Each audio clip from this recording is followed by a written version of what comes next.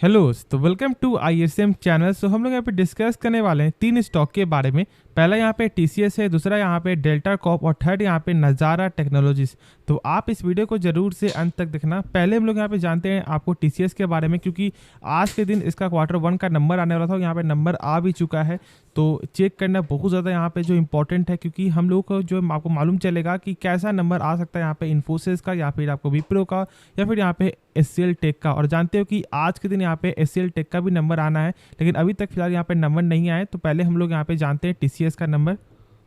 तो पहले तो आप यहाँ पे जो देख लो कि यहाँ पे कंपनी जो है आपको 9 रुपया पर शेयर के यहाँ पे जो डिविडेंड भी अनाउंस की है। तो ये आप लोगों को जानना था, जो मैंने शेयर कर दिया है।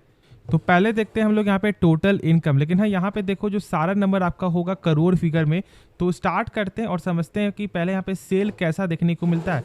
तो देखो यहाँ पे सेल्स के हिसाब से जो है आपको क्वार्टर भी यहाँ पे सही है, और यहाँ पे आपका ईयर ऑन ईयर भी जो है 53,000 करोड़ से बढ़कर आपका हो चुका है 60,000 करोड़। अब देखो फिर हम लोग यहाँ पे चेक करते हैं कि क्या कंपनी का जो टोटल यहाँ पे खर्च है, क्या उसमें यहाँ पे कंट्रोल आया है तो नहीं। तो यहाँ पे देखो आपको जैसे जैसे यहाँ पे सेल्स बढ़ते हुए दिखाई दिया, आपको वैसे वैसे यहाँ पे खर्च भी बढ़ते हुए दिखाई दिया, और ये कॉमन चीज़ है।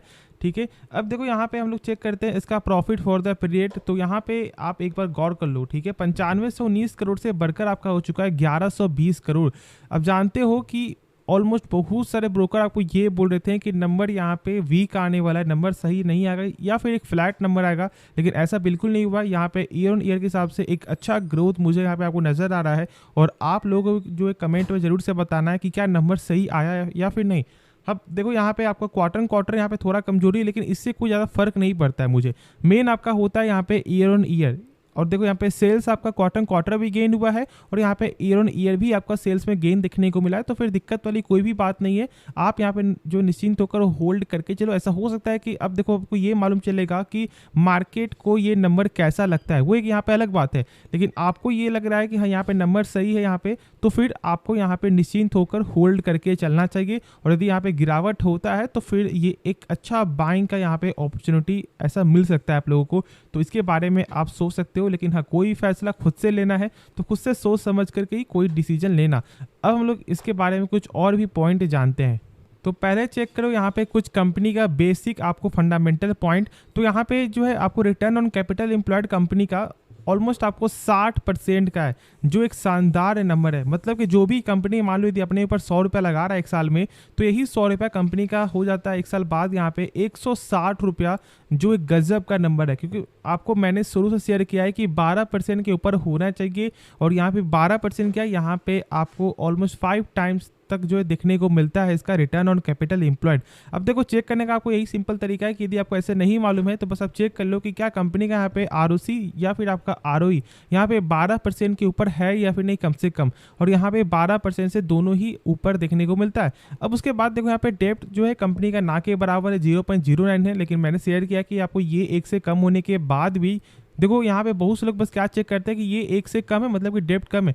ऐसा नहीं होता। ये 1 से कम होने के बाद भी हम लोग को 2 फैक्टर जरूर से चेक करना है। और यहाँ पहला है इंटरेस्ट कवरेज रेशियो, दूसरा यहाँ पे क्विक रेशियो। मतलब कि देखो यहाँ पे इसका मतलब है कि यदि कंपनी 100 रुपये यदि कर्ज ले रहा है, तो फिर इसके बदले कंपनी का प्रॉफिट कितने गुना हो रहा है। तो यहाँ पे 80 गुना है, मतलब कि 8,000 रुपये कंपनी का प्रॉफिट हो रहा है। मतलब कि कंपनी आराम से 100 रुपये यहाँ पे चुका सकता है। और ये जरूर से आपको पैरामीटर चेक करना चाहिए।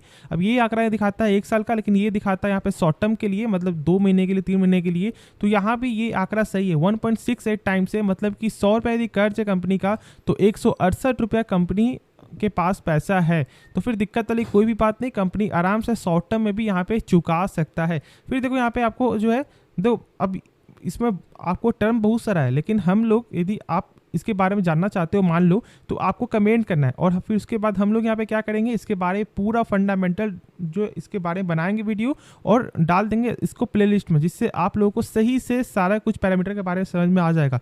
लेकिन बस आज कुछ यहाँ बेसिक जान लो, जिससे यहाँ पे ये देख लो, इसका नाम है यहाँ पे एसेट टर्नओवर। इसका मतलब क्या होता है, ये यहाँ पे 1.59 टाइम्स है।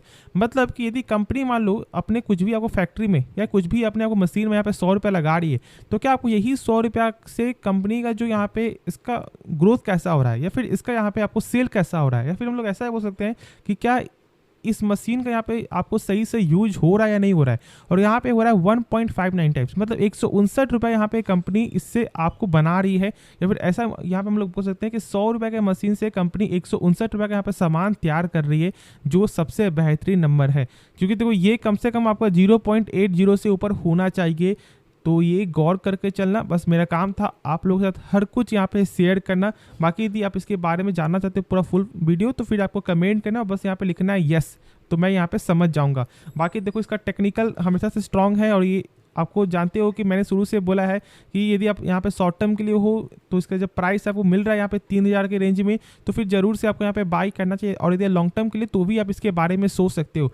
तो ठीक है, चलो अब लोग यहाँ पे नेक्स्ट स्टॉक के बारे में डिस्कस करते हैं। जो डाउट बचे तो आप कमेंट में जरूर, आपको डेल्टा कॉप के बारे में, फिर हम लोग यहाँ पे डिस्कस करेंगे आपको यहाँ पे नज़ारा के बारे में। ठीक है, तो देखो यहाँ पे डेल्टा कॉप हो या फिर यहाँ पे आपको जो है नज़ारा हो, दोनों का यहाँ पे मेन गिरावट का कारण एक ही है, जो यहाँ पे जीएसटी काउंसिलिंग का जो आपको बयान है, यही बस यहाँ पे मेन कारण है, और ये आप लोग यहाँ पे सही से जानते हो। अब देखो यहाँ पे 28% जो यहाँ पे जीएसटी जो कर दिया गया है, इसके कारण यहाँ पे गिरावट है।